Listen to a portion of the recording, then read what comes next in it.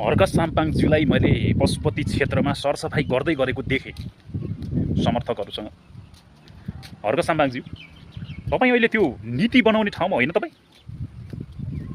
त्यस्तै लाग्छ मलाई। हो, तपाईँ त्यही नीति बनाउने ठाउँमै हुनुहुन्छ।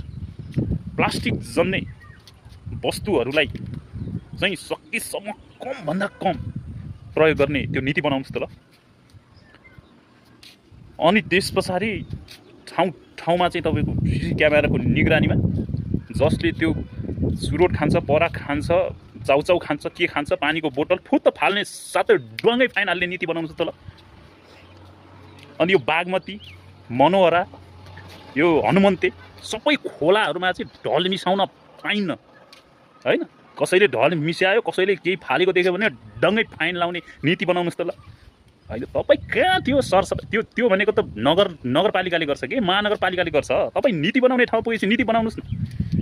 कहाँ सँगसँगै लाएर झाडु चलायो? हो, मान्छेले काम गर्नुपर्छ, श्रम गर्नुपर्छ, मेहनत गर्नुपर्छ, त्यो हामी मान्छौँ त्यो कुरालाई। तर तपाईँ कुन ठाउँमा हुनुहुन्छ भन्ने कुरो तपाईँ त्यो अलिकति हेका राख्नुहोस् न। बाँकी काम कुराहरू साथ समर्थन राम्रो कामहरूलाई दिने काम त हामी गरिहाल्छौँ। हस् त, नमस्ते।